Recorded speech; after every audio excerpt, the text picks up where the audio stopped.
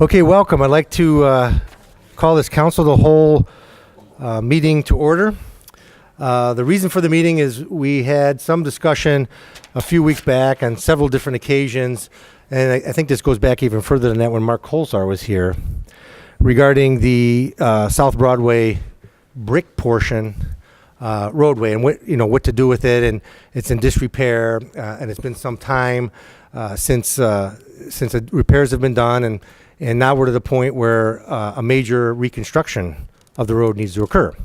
So what we're here to talk about tonight, and kind of the order of the meeting, is I'll give a couple preliminary comments to start with. I'll ask for Mr. Huber to talk about the ordinance that was in existence in 1982 and what the implications of that means to everybody.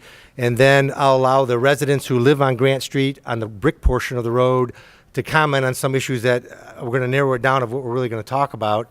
And then I'll let the council members talk and anybody else who wants to give some input. But this project, if you recall, and everybody probably here knows, that we have two brick roads in the city of Medina, one on South Broadway and one on North Elmwood. And those are the only two brick roads remaining in the city of Medina. Now, there used to be many more brick roads in the city of Medina, but over the years, probably many years, I've been here for a while, and there was no other brick roads. They were paved over, either with asphalt or torn out and put concrete in those roads. I think from discussions of council, and Mr. Huber can explain to us what we need to do, I think there's really no debate on whether or not at least council wants to keep the brick road or not, because I think we're all in agreement that the brick road, both of them, should stay. So that's the solution to that problem. We want the brick road. So if there's any discussion about whether we should have a brick road or not, I think that's a moot point at this point, because I think we want a brick road too. So the only really question that remains is, how do we pay for that brick road? And I think a lot of people have opinions on how do we pay for it. And I think it comes down basically to three different options to pay for the brick road, two of which probably trigger the ordinance from 1982, and one of which, of course, wouldn't. The three options would be, first, the city pay for it all. The second one would be that the residents pay for it all who live next to the brick road. The third option would be a combination of both, the city contributing and the residents contributing towards the brick road. Now, we have a lot of discussion of which way to go, but those are the three options we should be talking about, and those are the three options we need input from you of your opinions on one of those three options. Which one you like better, what are the pros and cons of each option, why you want one option over the other. But I don't think we need to discuss whether or not we want a brick road, because we're going to have a brick road. The brick road is going to be there on South Broadway, and the brick road is going to be there on North Elmwood. And in looking at these various options, I think kind of a little background that I'll give, and then Mr. Patton may also chime in a little bit. What does this mean that we're doing to South Broadway Street? What are we doing there? Well, we're going to do a reconstruction of the street, which includes tearing out the whole street, putting in new water lines, sewer lines, I believe, and everything. And the cost, if it was not a brick road at all, would be $1.2 million. So that, we were prepared to spend $1.2 million. We received a grant for a portion of it, but that's what it's going to cost to do that brick, do that section of the road that's bricked. $1.2 million without brick. Now, if we add brick to it, it costs a little over $1.4 million. Specifically, around numbers, about $232,000 more. So that number is significant, of course, because that number represents what we're talking about. Who pays for that $232,000? Does the city pay another $232,000 towards putting the brick back? Do the residents pay $232,000? Or do we try to figure a way that we can share in that cost? Because we're all in this together. So I think the question is, the next question, if we assess, what does that mean? What do you mean we assess? There's been discussion out there, and I spoke with Mr. Huber, and he could touch on this again when I give it over to him, is that if you assess, is it based upon lineal footage? Is it based upon the value of the home? Or is it based upon something else? Well, the Ohio Revised Code provides that there's three ways to assess. The one way is the valuation of the property. If you have a more valuable property, you pay more. If you have a less valuable property, you pay less. The second way is linear footage on the frontage of the street.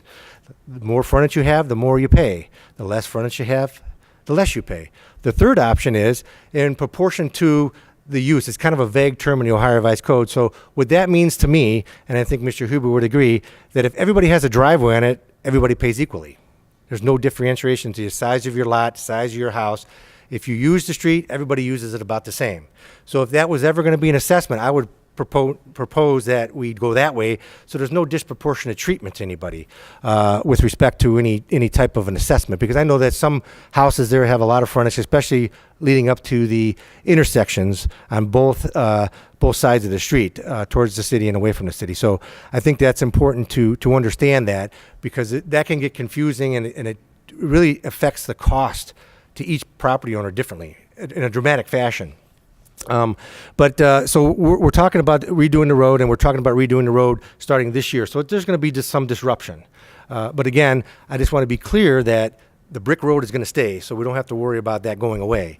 And I think we need input from you of how should we allocate those pay, because we got the whole city here. We got a lot of residents here from the street and a lot of residents from the city. But remember, there's like 27,000 people in the city. What is our goals? You know, we're not made of money. I know some people think we are, but we're kind of frugal with our money, and we try to do the best we can to fix all the streets in the city. We have over 90 miles of streets in the city, so all of them need attention.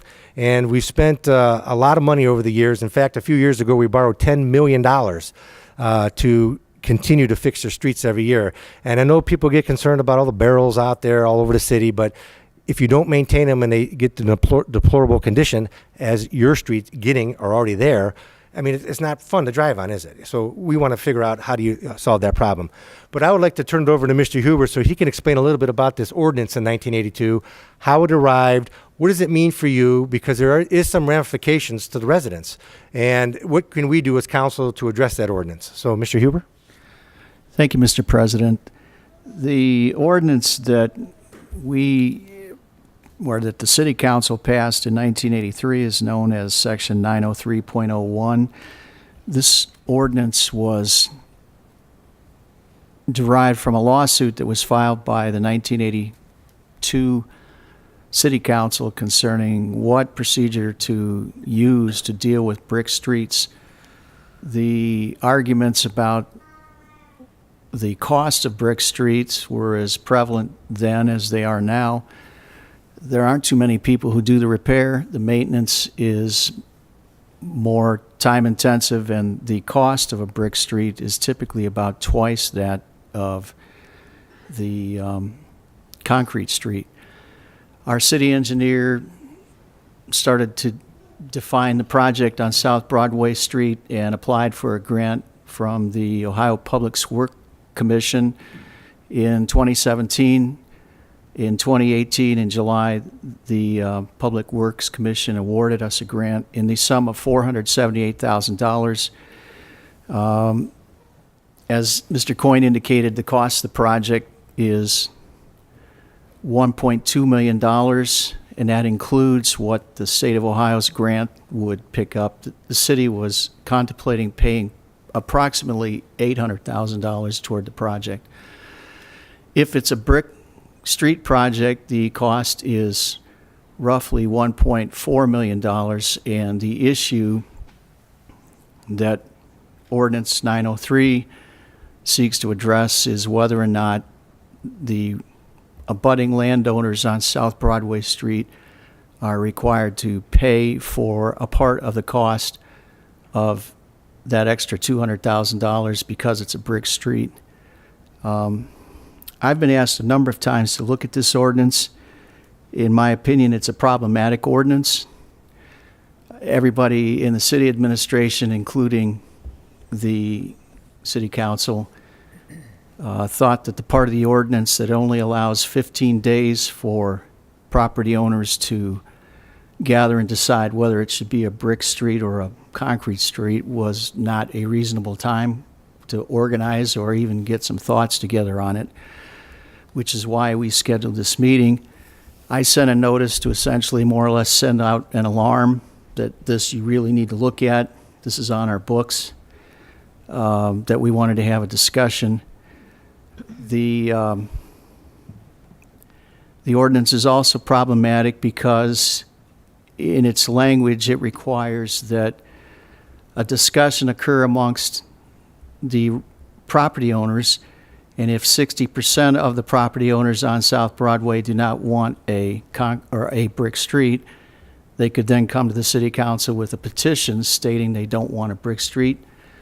And if you look at that, it essentially means or guarantees that one set of property owners are going to be pitted against another set of property owners, because some people will want it and won't mind paying for it, and other people may not want it or may not be able to afford it.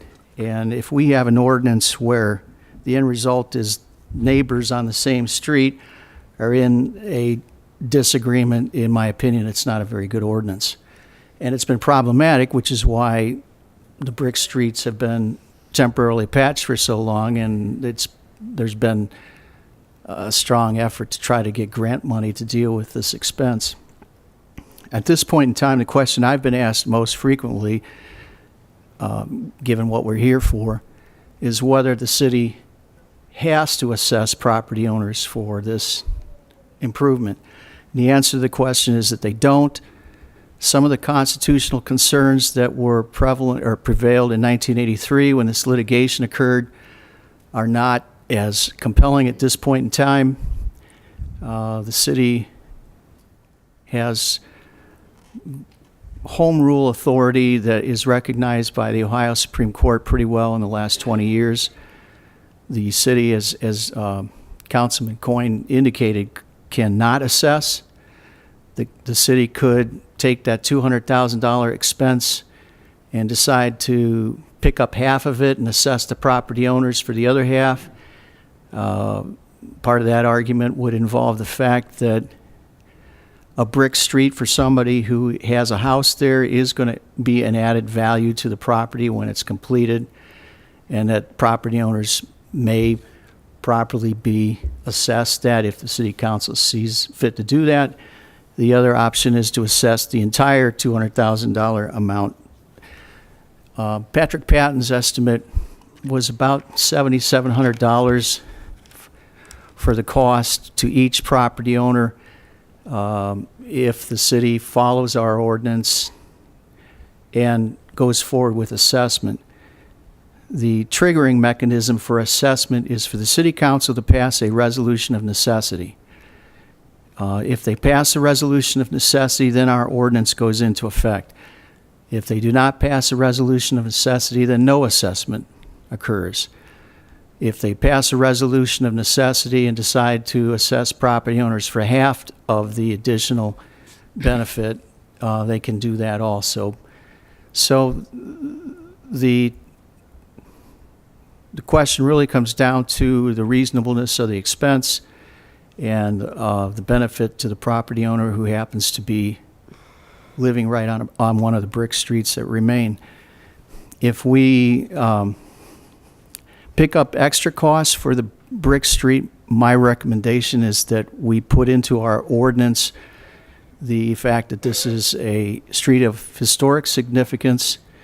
If you look down South Broadway, it's a beautiful street. It looks just like the streets used to look in the early 1900s when the city of Medina was a village and had many brick streets. So council has wide discretion as to what it wants to do. I think probably at this point you want to hear from the people who have an opinion on it. Well, Mr. Huber, I just have a follow-up question regarding the ordinance in 1982.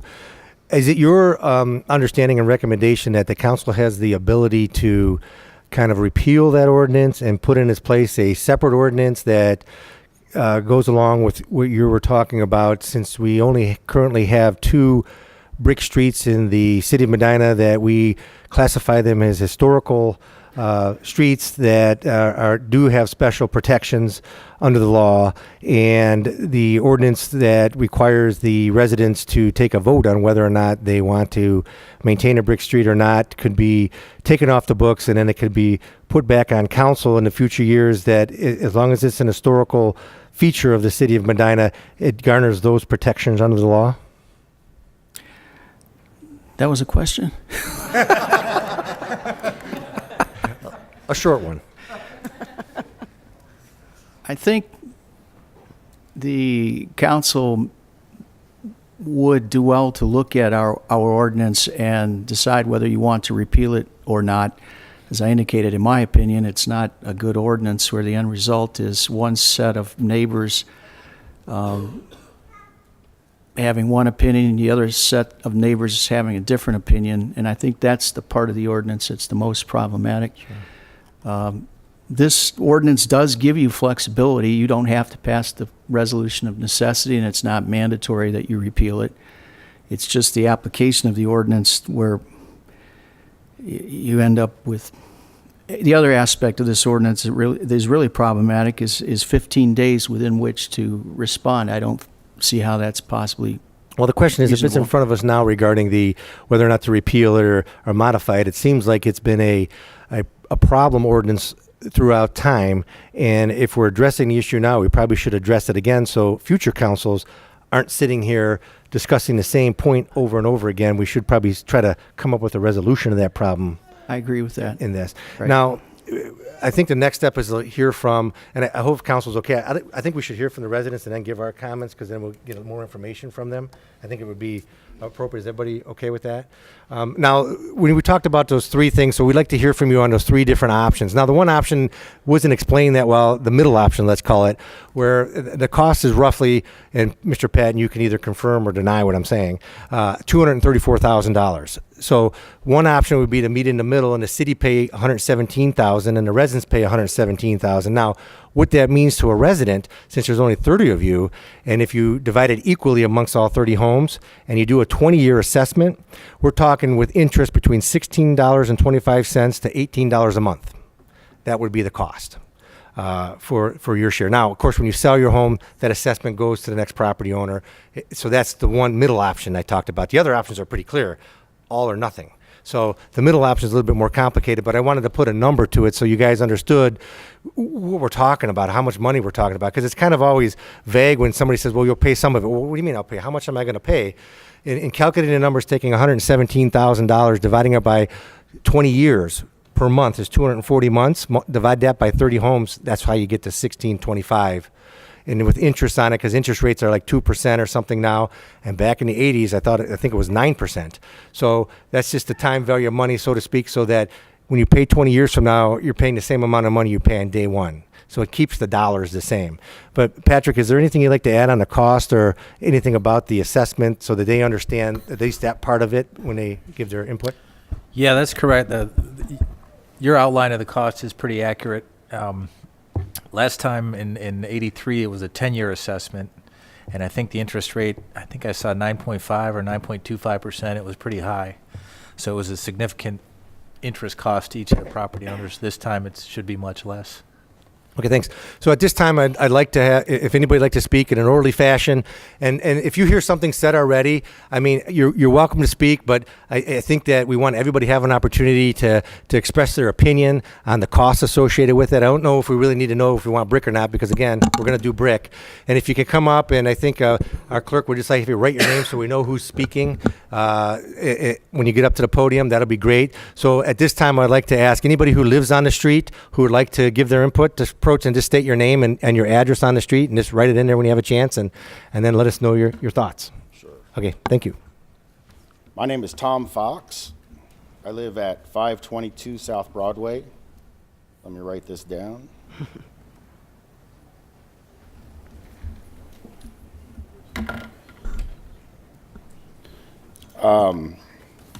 I understand that there are lots of financial issues. I understand that there are ordinance issues. And I hear you telling us that the brick road will happen. What I want to do right now, though, is point out that this is also an emotional issue and a very important issue to the residents of our street. I'm a pastor at St. Paul Lutheran Church in Sharon Center. My wife and I moved here about a year and a half ago, and we could have moved anywhere around this area, Wadsworth, Brunswick, we could have lived in Fairlawn, wherever. But I remember the night that we decided to live here, and I want to tell you about that night. We came in on a Friday night, and we drove into the square. And we looked around, and we saw all these incredible buildings, this beautiful historic place. And there was a band playing in the gazebo, which I didn't know. It must have been the Medina Community Band at the time. Didn't know that. And as we're driving by with our windows down, they're playing the Star-Spangled Banner.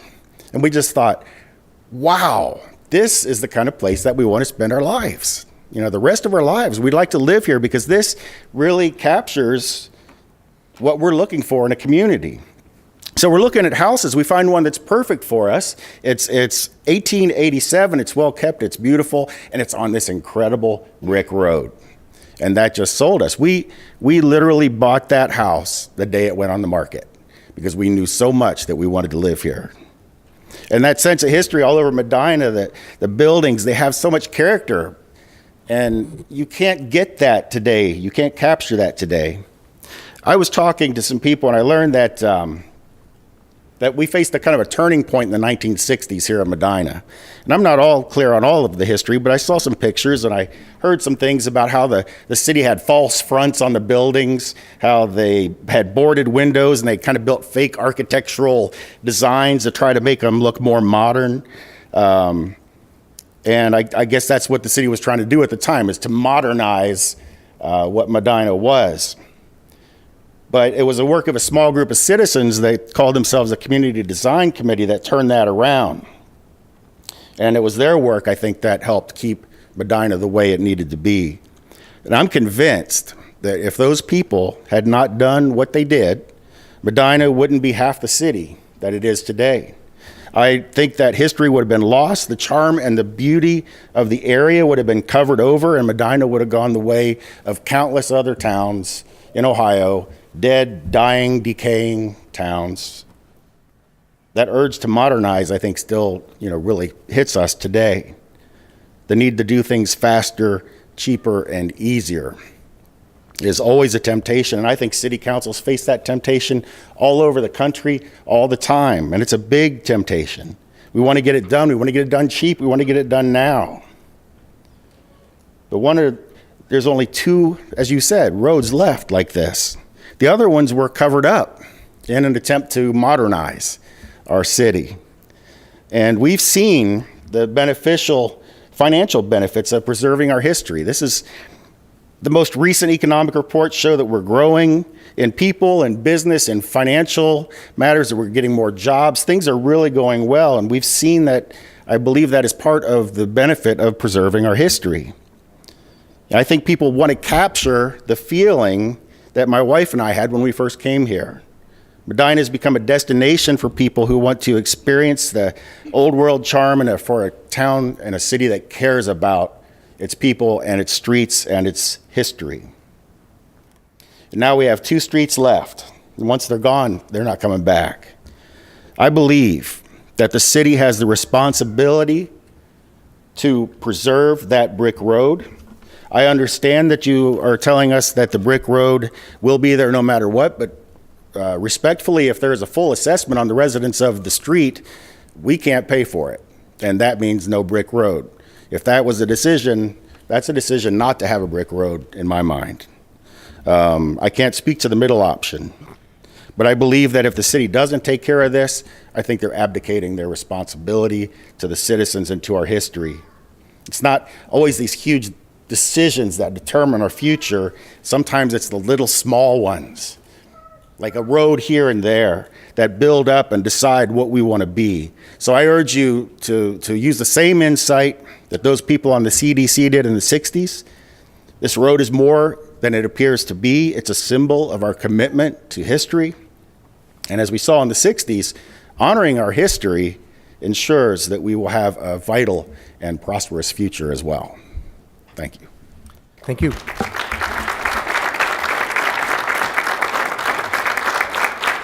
Next, anybody next? Whoever wants to go, okay, sir? Yeah. Okay, sir. Just state your name and address. I'm an old bugger. My name is Zygmunt Gorin. I live at 523 South Broadway. And what is your obligation? I want to get into because I've been in construction all my life, and I know estimates and everything else. But what is your obligation first before the brick goes down? The concrete? Correct. And you're telling me it's going to cost $232,000 just for the brick. That is the engineer's estimate, correct. And whose estimate is that? Patrick? The guy over there. And how did you come around for brick, just brick for one block for 232,000, where you have already a base on there? Well, the estimate, this project actually, it's reconstruction, which means we're going to take it down to the dirt. We're going to remove everything and then build it back up. It'll have a concrete base, and after that's put in, there'll be sand and brick on top of that when we go with the brick option. It was difficult getting a price for the brick. Concrete streets we do all the time. Northeast Ohio, they're done all the time. There's a lot of information, a lot of data where we can be very confident in those numbers. Brick streets, we had a hard time finding anyone that's put a new one in our area in quite a long time. So we got the cost. We got a proposal for the cost of the brick. And then I found, after a while, I finally found a company that would give me a written proposal for how much it would be to place the brick. And that's how we came up with that number. Can you explain the use of the old brick as opposed to the new brick and what the problems are? Yeah, one of the things we looked at and are still looking at, haven't really made a decision, is maybe reusing some or a portion at least of the existing brick. First, we have to make a determination if it's reusable. You know, it's probably getting close to 100 years old. Structurally, is it going to be acceptable to put into this road? We know we're going to have to replace some of it, and we also know that the new brick that people make are different dimensions than the old brick. To get the same dimension, we'd have to have a special order, and that just raises the costs even more than it already is.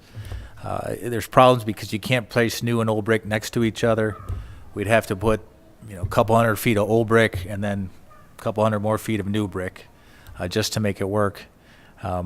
So all that stuff, we're still looking into it. I don't know that we're going to recommend going with the old brick, trying to reuse it. There's a cost to that as well. It's not like it's free. When you remove pavement, they could remove the pavement in the street within like 2 days. They can tear it out.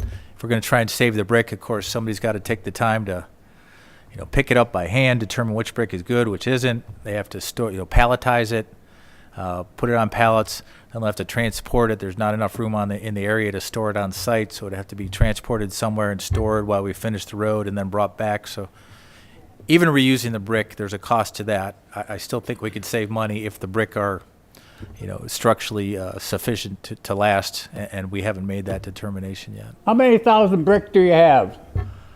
I do have that number. I don't recall offhand. It's the street is 1,060 feet long, more or less.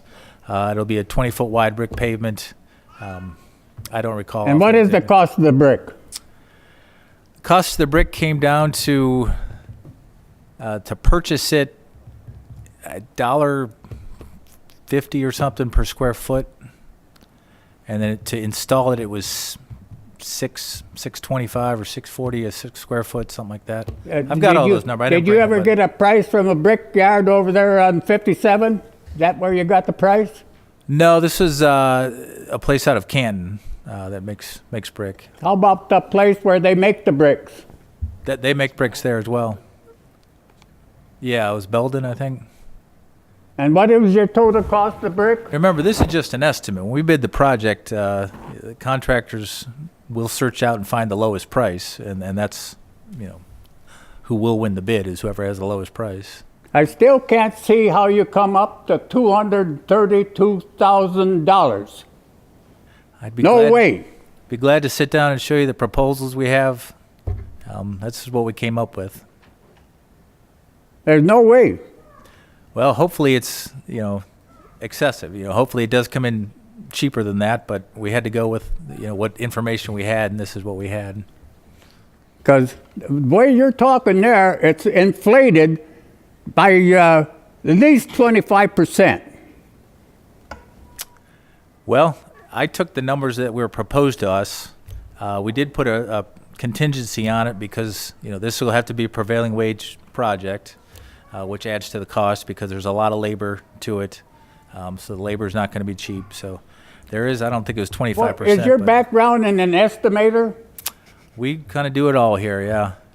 If you want to come by, I'll show you the proposals that, where we came up with this. But we didn't just pull it out of the air, but we have written proposals for all this, and this is what we're going with. So I would say tell council and everybody else to take a look at this pricing here that they have here, because I think it's inflated way above where it should be, and I think it's blown up, and that and I think it's gonna scare the people, and I think that somebody better look into the estimation of the project as far as the cost of the brick, because you are obligated for the concrete, right? Correct. And all you're talking about is laying the brick on top of that concrete. Correct. And you're talking about $230,000 for laying the brick on one block? That's what we That's were told. ridiculous. Yes. Okay. Well, you and Mr. Patton should have a cup of coffee, and he can maybe discuss a little bit more. Well, I'll have a beer. Wow, that's even better. I think he might enjoy that also. So, but we appreciate your comments on that. Well, thank you for your time. Okay, thank you.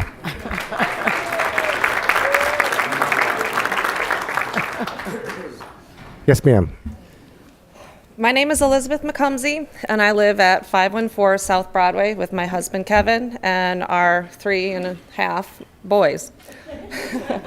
Lucky us. Before I start in what I had prepared, you were commenting about how you think it's fair to assess us for the road because our driveways are there.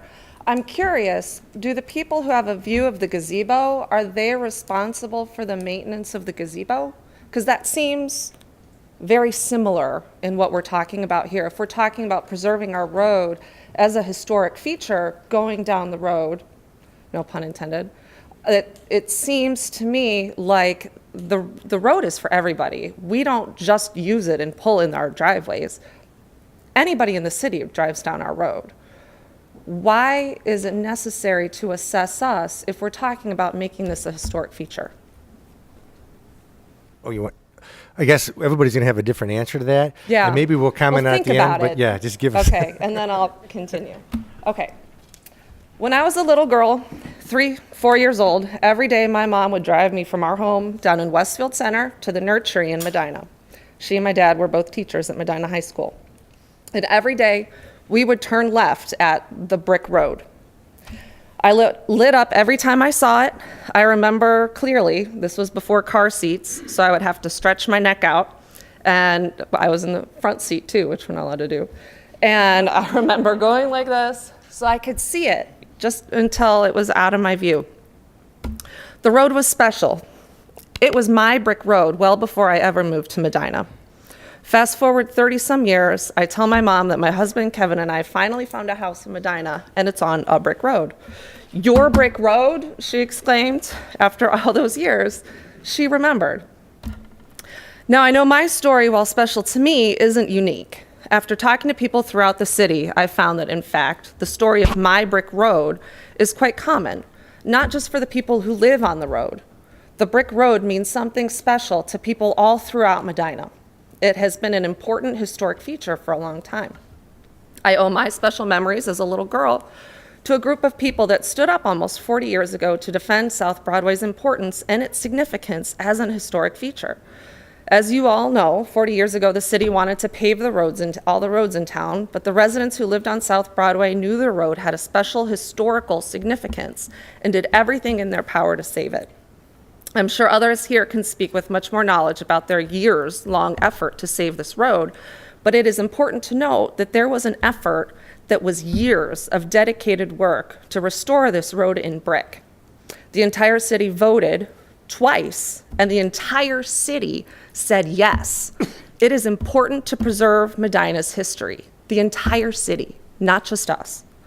Now, back in 1983, property owners were always assessed for all road work. The homeowners were assessed, but that wasn't necessarily unique to the road being brick. These homeowners fought for their road, they won, and then they paid. So these homeowners foot almost the entire bill for South Broadway's restoration. They paid 98% of the total cost. And that makes what happens next very frustrating to learn. The city apparently didn't know the proper way to reconstruct a brick road. This fact was even admitted by city officials at a council meeting held about a year after the road restoration had been completed. South Broadway residents were so angry that their money had been spent on a brick road that was already starting to show signs of failure after just 1 year. They demanded to be heard by council, and council promised them that they would not be assessed for future repairs for South Broadway. Now, how long has the road sat neglected? A properly constructed brick road can last 100 years with minimal repairs. They do all over the country and in all climates. That's what South Broadway deserves, and that's what the people of Medina fought for and voted for, but that's not what they got. The city failed, and then instead of making it right, they let the road sit and continued to deteriorate. The sinking got worse. When new water hookups were added near everyone's apron, the bricks were relaid improperly again, creating additional sinking at the foot of everyone's driveway. And then to add insult to injury, asphalt was poured into these sunken areas, completely ignoring the ordinance that said that all repairs would be done in brick. I would be curious to know, how much money has the city saved over the years by ignoring the needs of South Broadway? If the road had been paved back in 1981, like the city originally wanted, how many more times would it have been repaved by now? How many more repairs and repavings would the city have to pay for? South Broadway has cost the city next to nothing throughout the last 109 years. And it seems to me that with all the wrongs that have been done here, the city has the chance to make it right. Council owes the people who fought so hard to preserve one of the only 2 brick streets left in the city. The council owes every resident in town the brick street that they were promised 40 years ago and was never delivered. A properly laid brick road will easily outlast any concrete road. So if done right, the city can still come out ahead with cost. But you have to do it right. Now, I don't want to end on such an angry tone, so I want to come around again to the little 3-year-old girl peeking out the window to get a glimpse of this street that I have come to love so much. I want to be part of the force that drives the preservation of our historic features that make Medina magical. What's more symbolic of historic charm than a tree-lined brick road surrounded by century homes? This is what Medina is, and these are the details that make Medina great. We can't lose these details because once they're gone forever. Thank you.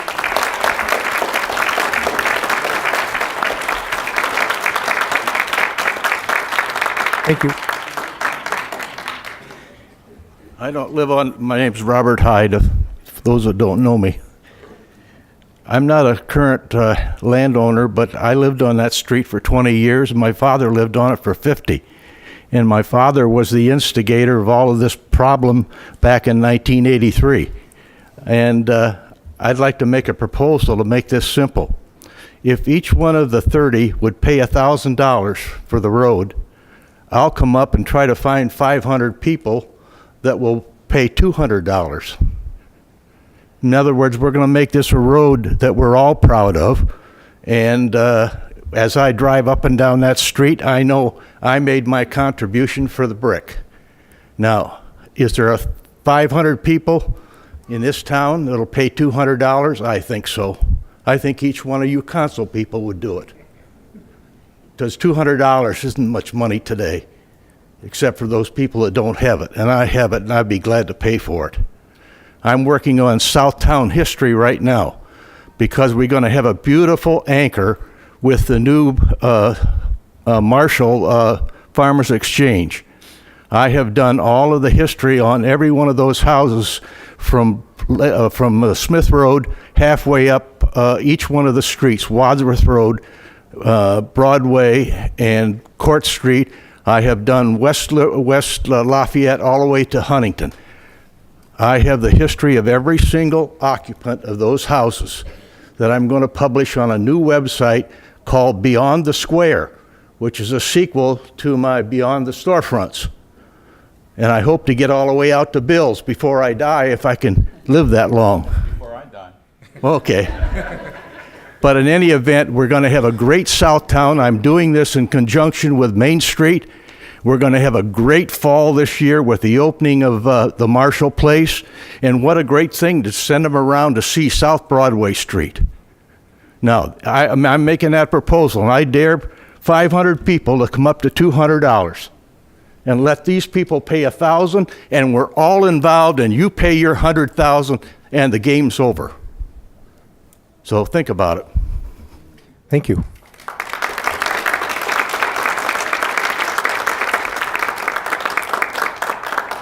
Is there anybody else that wishes to comment?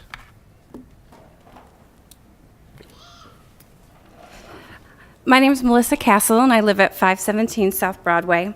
I had a little bit more to my thing because coming into here, we really were, it seemed to us as a community, it was on the table if this is going to be maintained brick, because we all feel that we want it, but yet we can't all afford to put in a large amount of cost. So to add on to the gentleman who just spoke of speaking about our community and what it means to us and the moving forward and the value that it has. This brick road is so important to the community.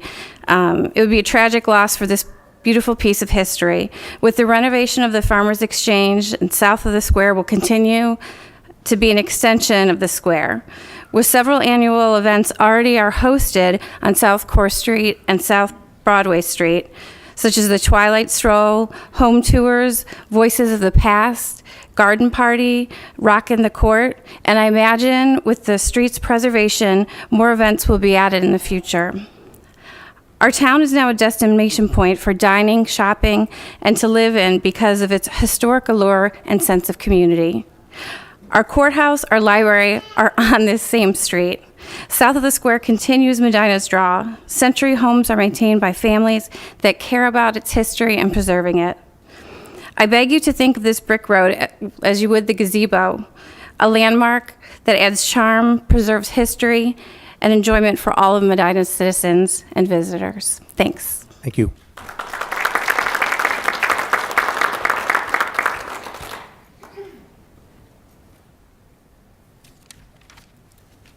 Nobody else signed but you, Tom. I know. So you're the only person that. Look, I think Kathy's been taking names up here, so. That's fine. My name is Diana Fox. I'm married to Tom Fox. I live at 522 South Broadway. I'm not going to go into all of the comments that I prepared. I just want to point out a couple things. One is that at the time we purchased our house, literally hours after it went on the market, we had no idea of the history of our street, of the financial wranglings, of all of the back and forth about whether this piece of beautiful brick would be in contention, okay? And to be perfectly honest, if I had realized that, I don't know whether it would have affected our decision to purchase on this street. No one wants to walk into an argument, right? And I think it's been pointed out pretty boldly already that from the minute we received the letter regarding this issue, it kind of created this moment of neighbors questioning each other and where do you stand, and we really don't want that.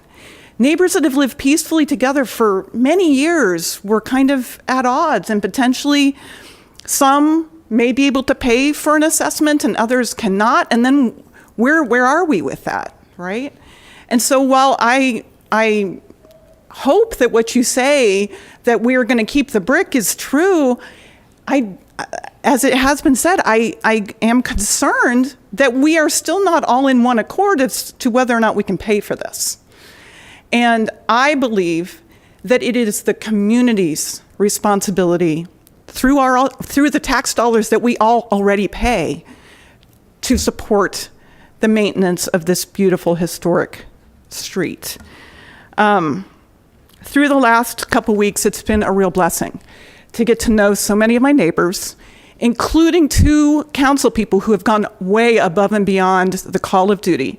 Bill Lamb and Eric Heffinger have spent more time in my living room than they probably ever wanted to. But I appreciate the time and the effort they have spent in helping us kind of talk through the issues at hand. We want our neighborhood to be cohesive. We want to care about the people living next door to us. I do not believe that moving forward with any kind of assessment of just the people on our street is fair. I don't believe it's just. And I don't believe ultimately, I would love to have somebody do some research into the property values on our street as compared to 1 I don't believe that our property values are augmented that much because of our brick street. Yes, it's a beautiful feature, but that was not the primary feature when I was purchasing my house, okay? So anyway, I will just close with, I do hope that somehow through all of the decisions, that a final decision about the maintenance and preservation of the street can come forward. We don't want to be here again. We want it done once and for all, and we want the community to embrace and move forward with the support of this street. Thank you.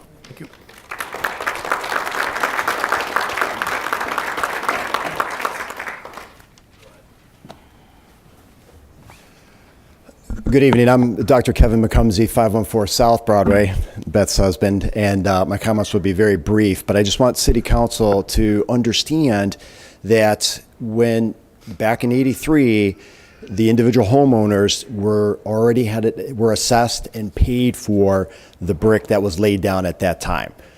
That was already paid for.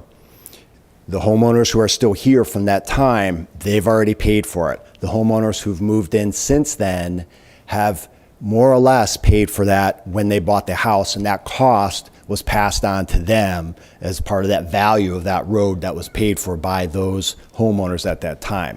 So as far as we are concerned, the street has been paid for and neglected for 35 years. We want it to be brought up to where it should be at this time. And all of the homeowners here tonight on South Broadway are going to be assessed for the repair of their sidewalks, which all of our sidewalks are in unbelievable disrepair at this time. And as homeowners, we're going to be assessed that cost, which is already a financial burden on us. You know, and we factor in all of the costs that each of the homeowners has to put into the preservation of their homes and bringing it up, to, the beauty of the historic neighborhood. This is, we feel we have financially, have paid a significant amount. So we're looking to the city and the council, to do their due diligence and bring the road back to where it should be. Thank you. Thank you.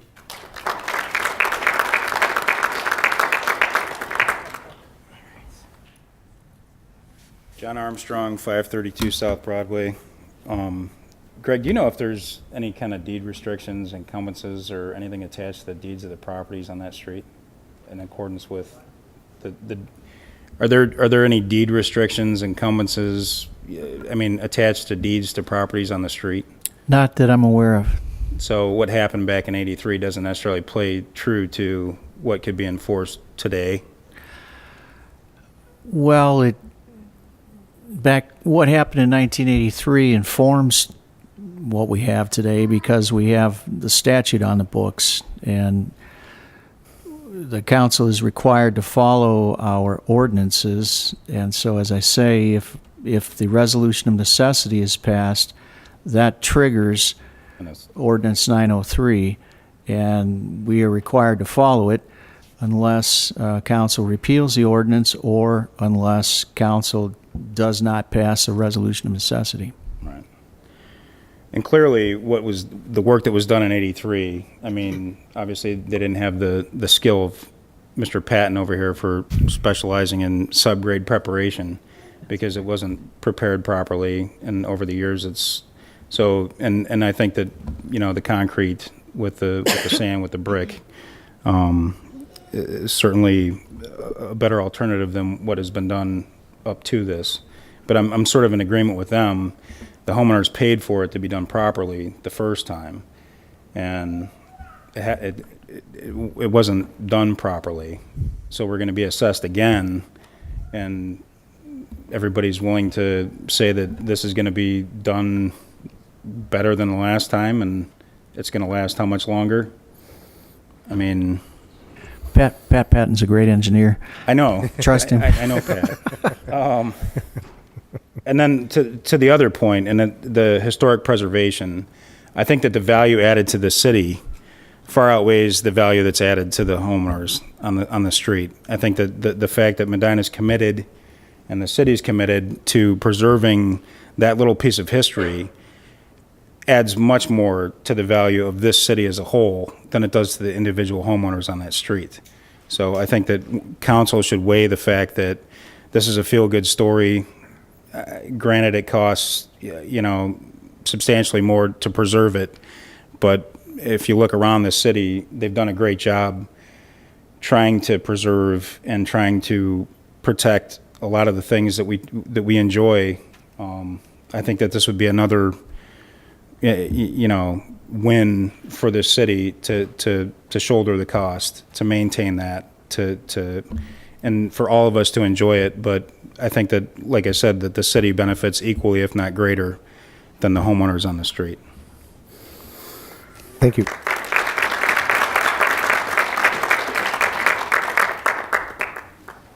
Anybody else?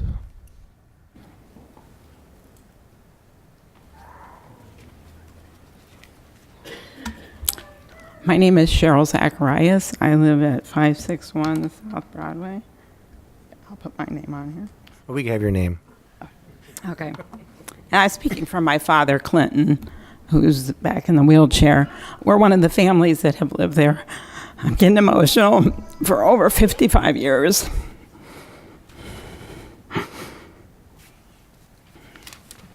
My father wanted to be stated here that when the brick is completed, that all repairs and maintenance will be in a timely and efficient way for the duration of the brick street, because that's what he's been most disappointed with.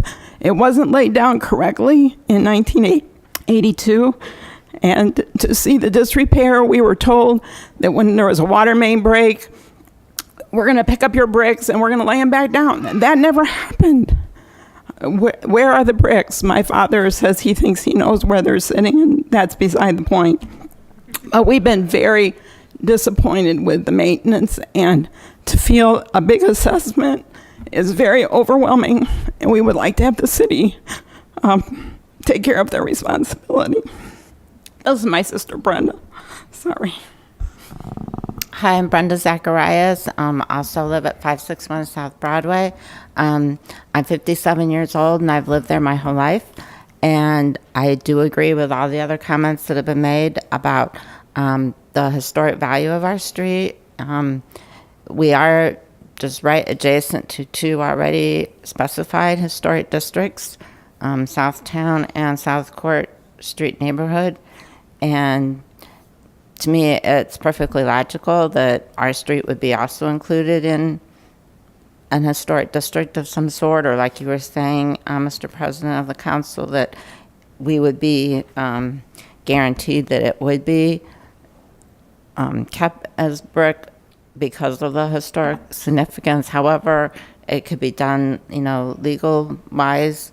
My parents and us, or our family, my parents were part of it in 1983, along with Russo's and Lupson's and others that have since deceased. And if they were with us today, I know they would be very saddened to see the condition of the street and all that they put into it, all the petitioning we did.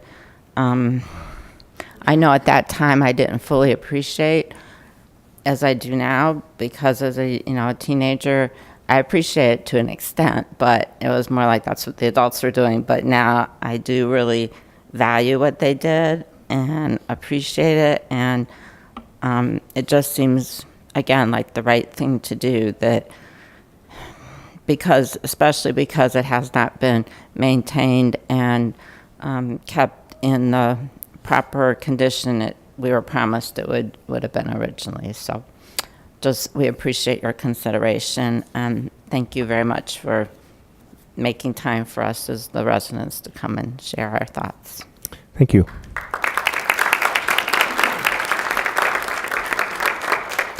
Now, is there anybody, doesn't matter if you live on Grant Street or not, is there anybody else that would like to provide any kind of comment or input related to the costs and the options of the street?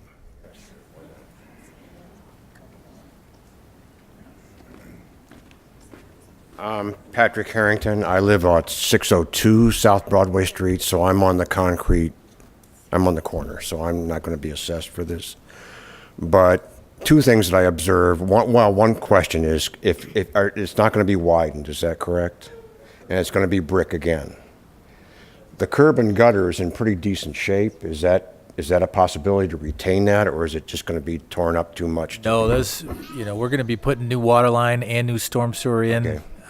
So no, Okay. and honestly, it's My second point is that every fall you go around town and concrete slabs are dug out and replaced all over town, and no one is assessed for that. I understand you stated clearly that you got money to do that. I was there. I've been on this corner for 40 years at least. So I saw the 1983 reconstruction, so to speak. I was in the business. I was in an engineering company. This is what we did. We did urban streetscapes. So I know I'm not going to go back and say it wasn't done right, because it wasn't, but that's neither here nor there. My point being is that if you did the same thing to the brick street, and I do know it's difficult to find people to do that brick repair and so forth, but had you done maintenance like you do throughout the rest of the city for the concrete each year over the past since 1983, we wouldn't be here right now. If you did a small section of it each year, or whatever you decided needed to be done, we wouldn't be here. Now, I understand you need new water lines, that sort of thing. That's going to happen. That's beyond the scope of what I'm saying. But there has been no maintenance done. It was done improperly to begin with, and then there's been no maintenance since then. So, and nobody gets charged. Nobody gets assessed for the maintenance that's done on the concrete streets. So it just seems to me, for these folks, it just seems to be fair that if they shouldn't, in my opinion, they shouldn't be assessed at this. You've got your savings. You've made, since 1983, you've put $0 into that street, essentially. That's it. Thank you.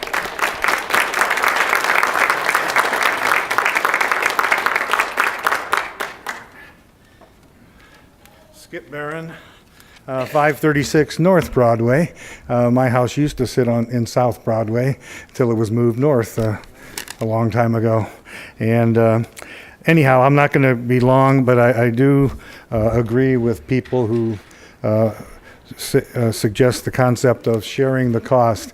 I don't think the homeowner should have to pay, if anything, a very minimal amount. I'd be willing, as far as I'm concerned, Elmwood and South Broadway are historic features of Medina. Again, just like you heard so many people already say, they moved here because of that. When we saw the square, we wanted to live in Medina. So I think it's a Medina city, if not county, feature, and we should all share in paying for the reconstruction of that. Whether we do a suggestion Bob had of 500 people doing $200, or if there's 10,000 households in Medina, if there was some way that each household would pay $23, that equals $230,000, or if there was some other way of doing it. I don't know, can't really assess. I assume everybody $23, but I don't know if there's a way to make that happen some way so that we all share in it. So that's all I have to say. Thank you. Thank you.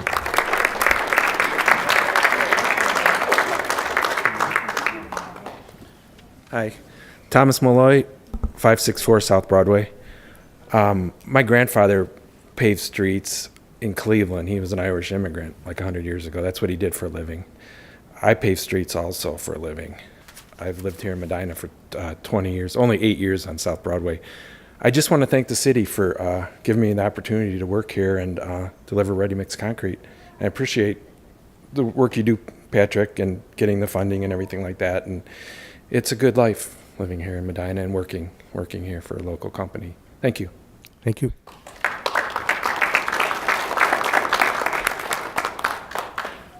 Anybody else?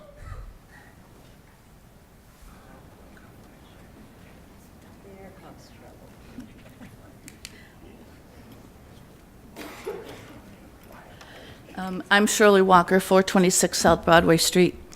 And everything's been said, some things have been clarified. I was not aware of some things, like the city obligated for concrete.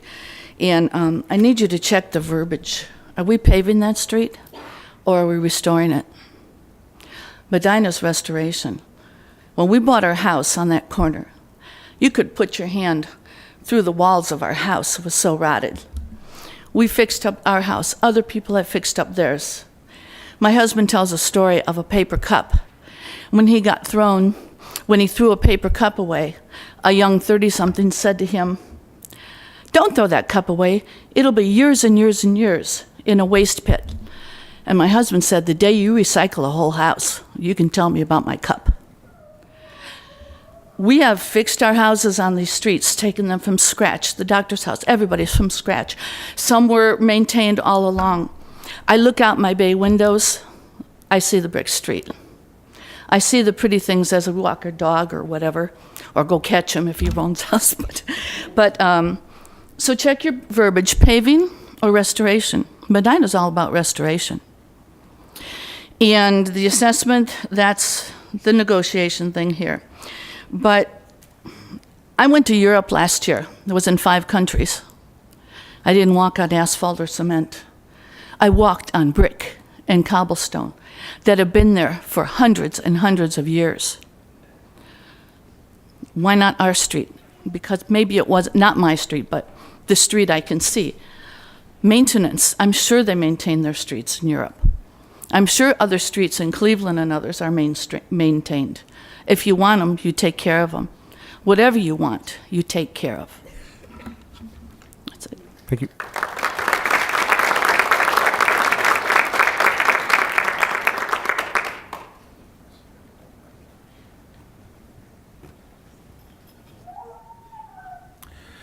Thank you, Council, for hearing us this evening. My name is Roger Smalley. I live on West Park Boulevard, which was a street that not long ago was completely repaved, and I did not receive any kind of a bill from the city for that. Thank you very much. Reverend Fox, or Pastor, I'm not sure the correct, talked about the beginnings of Medina's historic restoration.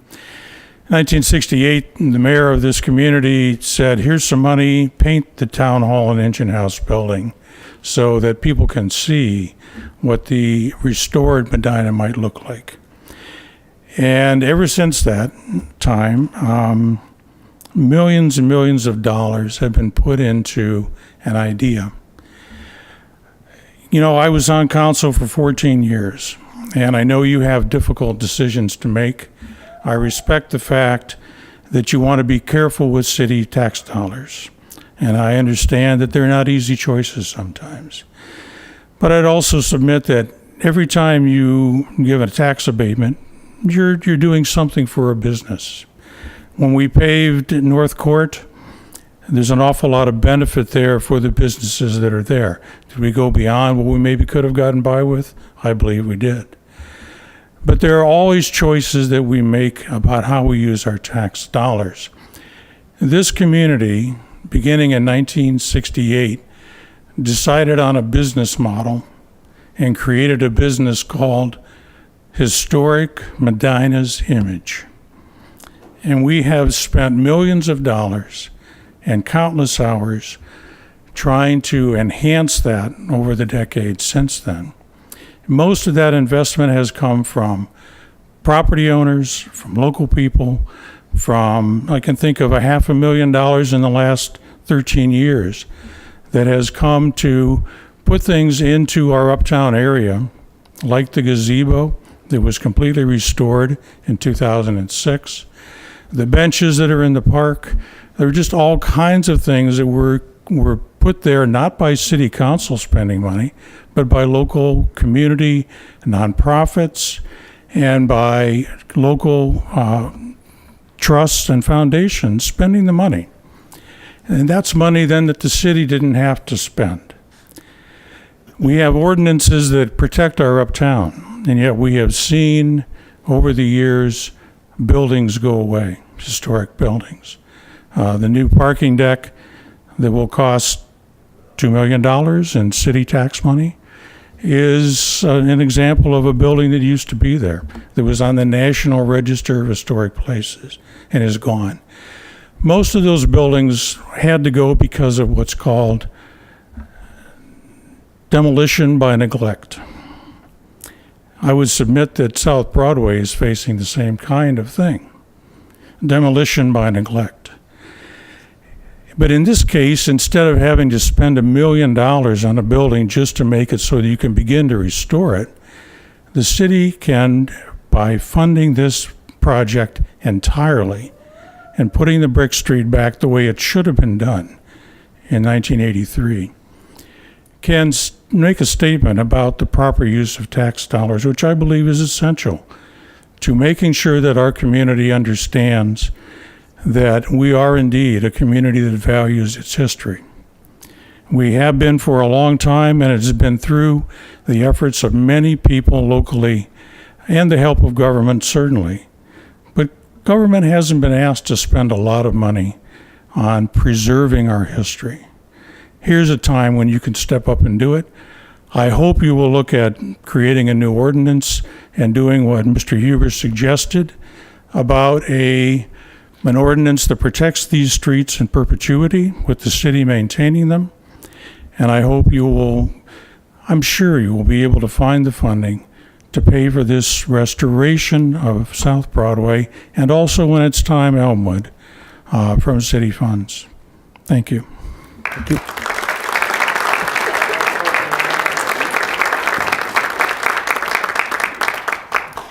Is there anybody else before I turn it back over to the council for their comments? Okay, I guess we'll start with Mr. Lamb and just go down the row. Mr. Lamb? I thought we were going to start with Mr. Starcher, but that's good. Listen, this is my point, and I'm not sure that I can say this any better than any of you here, and I think most of you that are here know that already that I agree with you. You know, there was a call last night at finance meeting.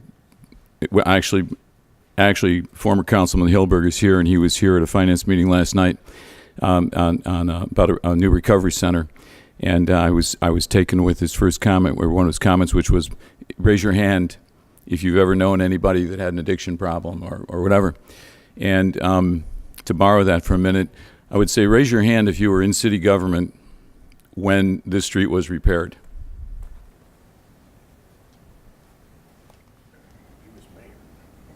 Just me, I guess. Okay. And I could say, raise your hand, and I know some of you will. I think there's a few people that will. Raise your hand if you were in the group of folks who worked to pass the referendum, organize the referendum, and pass the referendum to keep the street brick. Raise your hands once again. Okay. That's great to have some of you here.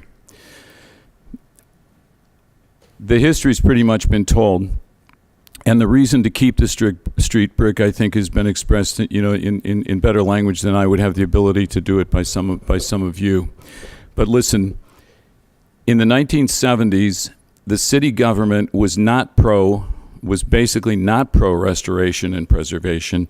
And in the 1980s, the city council was not pro preservation and restoration. And when the referendum passed, it was not what the city had wanted, and that's the reason that they had the referendum in the first place. And it initially came down to the width of the road, and the folks that lived there didn't want to have it widened, and the paving. And the paving was basically an ongoing, almost everyday thing. You would go to work in the morning and you could come home in the late 1970s, and your street, which had been brick when you went to work, you came home and it had been paved. And so as soon as the people on South Broadway learned that, they organized, and they organized community-wide in order to garner support from the entire town to keep that street brick and to keep it the width it was. And the city government at the time did not have a lot of respect for that. And so there was not a lot of support ongoing once the referendum passed, once we had this kind of knotted up, hard to figure out, hard to use ordinance that was drafted by the same folks, so there was not a lot of benefit going to happen to that street other than what was forced through the referendum and this ordinance. Now, following that, the city became a lot more interested in restoration and preservation. And as Mr. Smalley indicated, when you look at the success that the city has had, the restoration and the preservation and the vast majority of the funds that brought it about are private. They were private. The historic district downtown was restored 100% with private funds. Initially, it was all with private funds. There was little government help, and there was no government money at any level. And as many of you mentioned, your homes as well, many people here and folks that we know in the surrounding neighborhoods have spent what to a family is a fortune to restore your home because you want to live in the neighborhood you live in around this restored square. So my take on this has been, well, for a long time, when Councilman Colasar was here, I know we talked about it occasionally, and we hesitated to have it come up to where it is now because we were concerned what would happen when it did come up, and what we were concerned about actually looked like it happened. You know, was the street going to remain brick, and could we afford the extra money? Could we afford the extra money to keep the street brick? So I think it's important to understand that history of the assessment because the city historically assessed for streets. If you lived on Cardinal Drive, when Cardinal Drive was put in, you were assessed. But at some point, the city quit assessing. But when South Broadway was done, that was a common, ordinary procedure of the city was simply to assess in 1983. But then we quit assessing. So in effect, now, today, we don't assess. With the exception of this street because the street is brick. If you look at the history of the street, which apparently went in around 1917 or 1918, the street's 100 years old.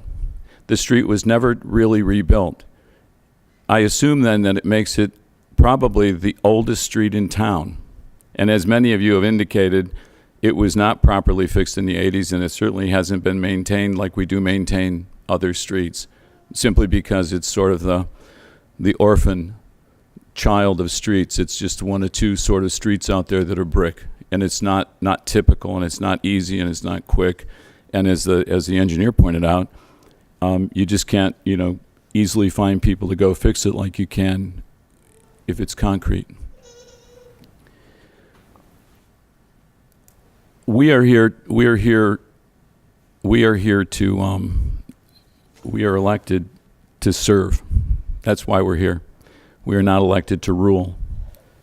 And my philosophy in government certainly would be in times of reason and responsible organization from folks like you on a street, that serve part rather than rule would be what I would expect government to do.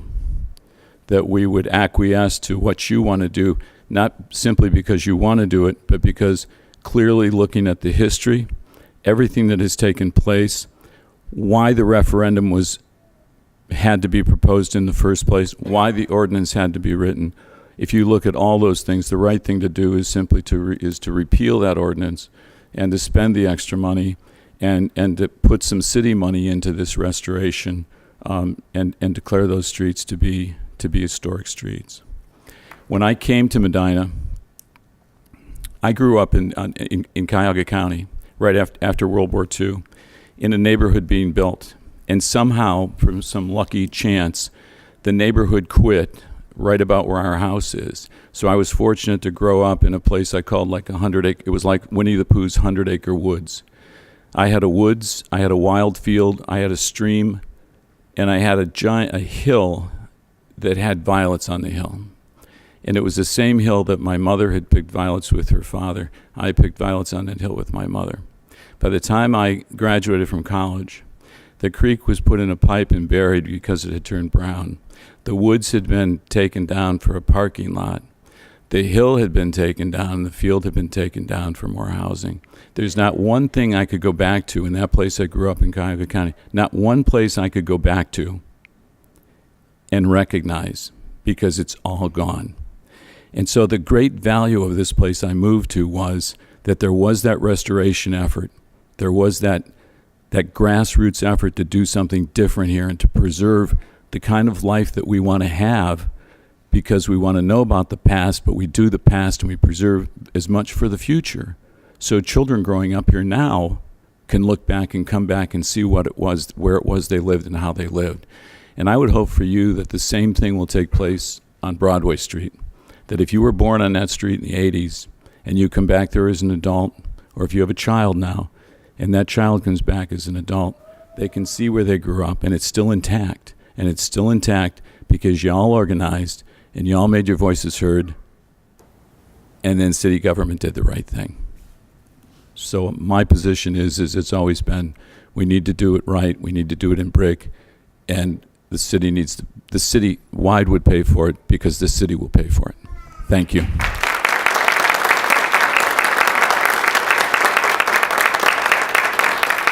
Mr. Rose? Thank you, Mr. President. First of all, I want to thank everybody for their comments. There were some very heartfelt words out there, good reasons for being where you are and why you are on South Broadway, and I applaud you for doing that. Mr. Hyde, you brought up an interesting comment and thought there. Definitely deserves some sort of conversation when we get together to make these decisions. And Mr. Smalley, you too, I appreciate your comments as well from being outside the group. One thing that this street here, though, and North Elmwood shares with detention basins, how can you say Brick Street and detention basins, is the entire city benefits from the use of the street, from the use of the detention basins. But the people who live around the detention basins pay for the maintenance, they pay for the dredging, they pay for everything to keep that lake there. But the city funnels their stormwaters into, and then it controls the flow, and people downstream and upstream also benefit from it. So this is something that we also have to keep in mind as well when we're making our decisions, benefit versus cost. It's something that is near and dear to me. I live near one of these detention basins, and I also own property on North Elmwood. So whatever we decide here, I'm in it, one way or another. So, again, the historic preservation is probably the top thing that we need to keep in mind here as we go through our decision-making process. Thank you. Thank you. Mr. Shields? Thank you, everybody, for being here tonight and for being so eloquent. You said it much better than I could say it, and you talked about going to the nursery and on your street. I grew up just a couple streets over. I walked that street to go to the library every time I went to the library, so it means a lot to me. I've lived here my entire life, and both these streets are very important to me. Our very first Streets and Sidewalks Committee, when we talked about this, I said that night I did not feel comfortable having a conversation about assessing homeowners. Nothing's changed. I do think it's the city's obligation. I'm glad to see everybody cares as much as I care about those streets and the history of Medina, and I'll do whatever I can to make sure we move in that direction. Thank you. Thank you. Mr. Hoppinger? Items are not historical just because they're old. They're historical because they have stories attached to them. I think tonight we've heard a lot of your stories on why we love this road, but I also think we need to take into consideration that you as a whole sitting here are a part of this story. And you're a continuation of this story over many, many years of people fighting for this road. These are the people that keep Medina the way it is. Not just this street, but preserving probably North Elmwood as well and everything that we do around here. This is why I love Medina, because the people are out here doing this right now. And that's why what Bill said, I want to echo, we can keep this for my children. They're very small right now. They can see my first house that I had, right? That's awesome. That's what I hope. I can tell those stories. I have a lot of questions if we decide to assess. For instance, we're talking about getting rid of this ordinance altogether so it's not as confusing. But if we decide to assess, what happens with future maintenance down the road? Do we assess again? Do we share that ownership again as a city, as the property owner? And if something catastrophic happens, which God forbid is not what we plan for, but things do happen, is it going to come down to them having to fight to preserve this road again and decide whether to pay their share or not? When we're talking about making this a historical thing, I think we need to go and step forward and say, if it's historical, if we're going to invest in this, the city should take care of this. Another part of that is the city did not take care of that road after it was reconstructed in the 80s. I'm not blaming anybody in particular because I don't really know or understand the faults that are in the road. I don't understand the construction fully. But I believe if it falls on the city's shoulders to continue the maintenance of this road, and we know that that money is coming back to us continuously, that it will be up to the people that are sitting here in the future and over there, because Mr. Patton is not going to be here forever, sadly. Yes. At least in that seat. Yeah. I don't know who's going to come next to run this, but if it's on their shoulders, they'll know that they have to find the right people to maintain that, because they're the ones that are going to have to pay for it up here. I believe Mr. Armstrong said it right, and he said that this adds value to the city as a whole as much as it adds to the individual residents. And we do this throughout the city, but mostly in the business areas. If you look at all the new lights we constructed on North Court Street by the business area, we paid extra for those lights. We invested to have that feel down by where the businesses are. We're doing the exact same thing on South Broadway all the way up to the Brick Street with brand new lights, because we're investing in the Farmers Exchange that's being rebuilt there. We want this to succeed. We want the feel of the square to keep going. Our square is beautiful, but as soon as you get off it into some of our neighborhoods, they can get a little rough looking. And I think we need to start taking this idea of historical preservation past just our downtown buildings and extend it into our neighborhoods. And I definitely think our residents are doing so. You're seeing the houses being rebuilt and fixed, new windows, new roofs, painted. My first house, I bought it super cheap because no one would touch it, because it needed $10,000 just to be painted, right? And they said they wouldn't get rid of a short sale because it cost $10,000. And I was 23 years old, and I bought it, and I scraped that whole house myself, and I painted it. And, with my little kid chasing me around, that's all I did all my first summer break as a teacher. I painted that whole house because I wanted to invest in my community. And I see that everywhere now. And when we talk about investing in our infrastructure, our neighborhoods are a big part of that. And I think if we put this investment in place, we are telling our residents, yes, we want to invest in your history as well, not just the business history of this. Mr. Smalley challenged us to step up and preserve our history, and I think that this council should do so. Thank you. Mr. Starcher? Thank you, Mr. President. Obviously, historical preservation is important to everyone in Medina, not just the citizens, but the administration, city council, and visitors, businesses, everyone. When people who don't live in Medina think Medina, they automatically think of the historic city of Medina, as Mr. Lamb pointed out, that it wasn't always the case. So we are stewards of that history and that historical preservation. Council is here to serve not just the residents, not just the business, but the whole city. So I appreciate the residents of South Broadway here. I appreciate them coming and stating their case. But that's why this is a difficult job up here. We're here to serve the residents of the city. And then when a situation like this arises, we have to balance the needs of the city versus the needs of the neighborhood. But I think that after tonight, that we're pretty confident that we will be doing what's right for the citizens of South Broadway. Thank you for your time.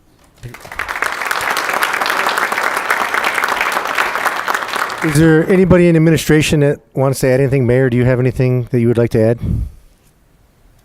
Briefly, I would just ask council before you make a decision on this.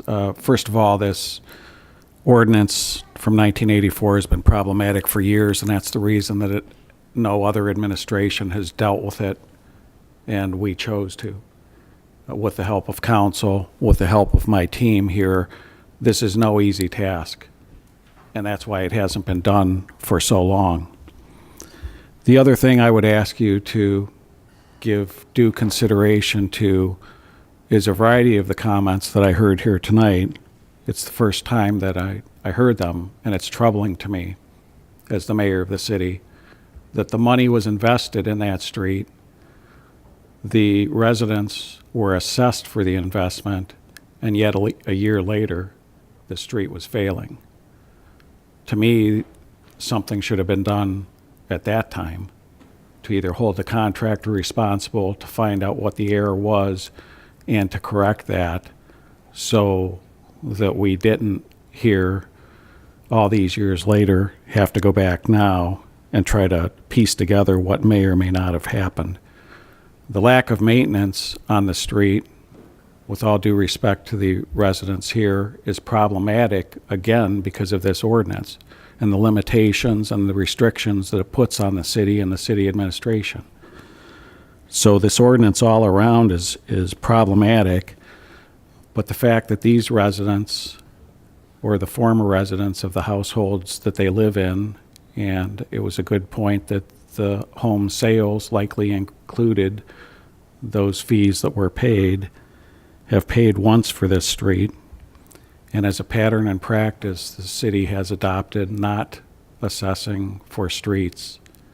I think you couple that with the historic value of the street, one of two in the entire city, and its proximity to our square, the expansion of the Main Street Medina district down to Lafayette Road, which is abutting this street. And I would encourage you to give due consideration to replacing the brick at the city's expense versus assessing these folks for it. Thank you. Thank you.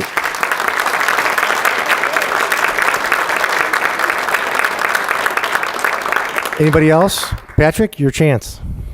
I just want to remind everyone, a lot of discussion about the funding, but the fact is this summer we're going to have a project there, kind of a different topic. But just to let you know, once we're finishing the plans now, we have to get authorization from council to bid, and we'll bid it and have a contractor.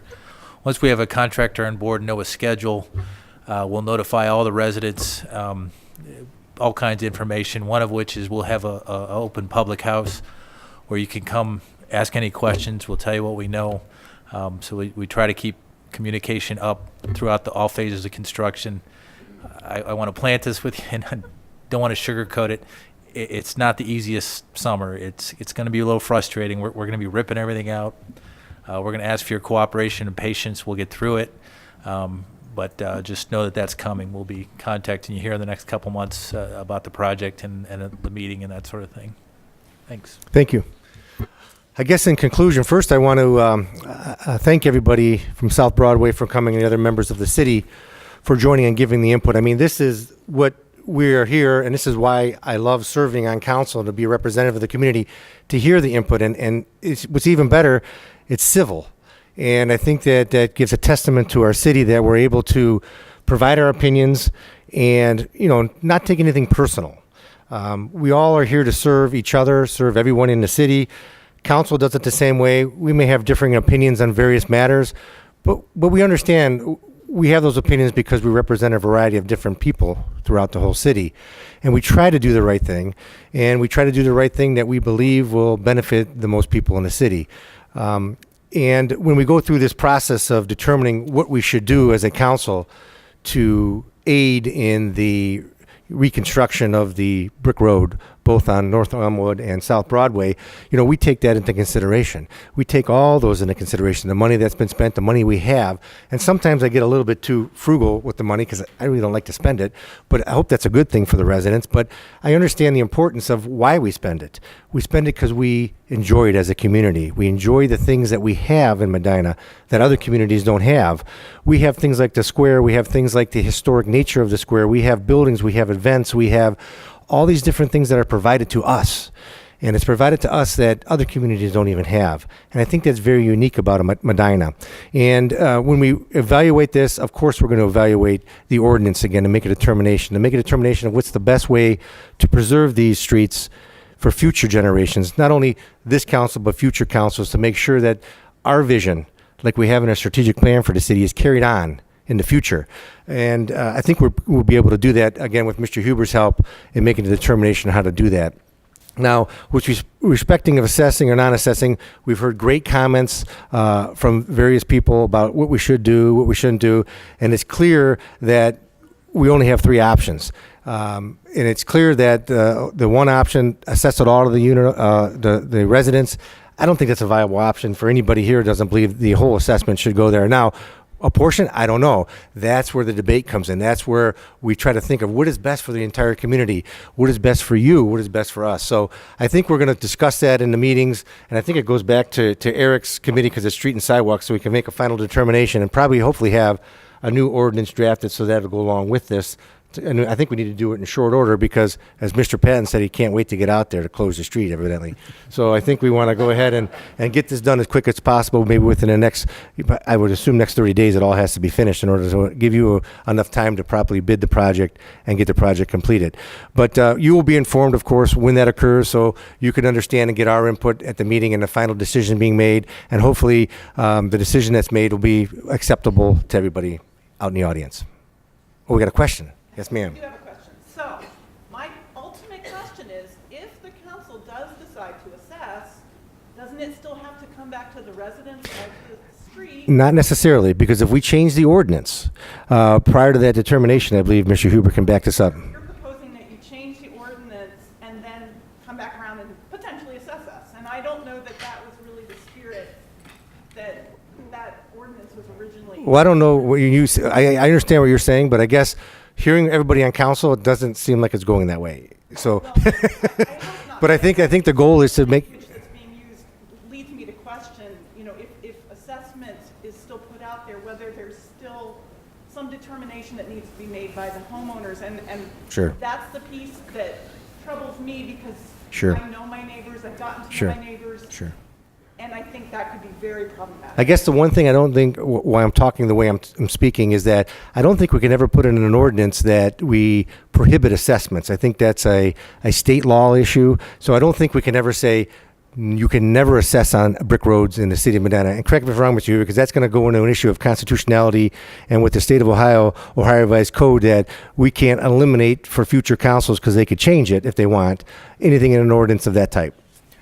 Well, you're correct. The ordinance that you draft, if you would change this, should leave future councils with some flexibility on the issue. So that's kind of why I'm talking the way I am, because I know I can't bind future councils. None of us can.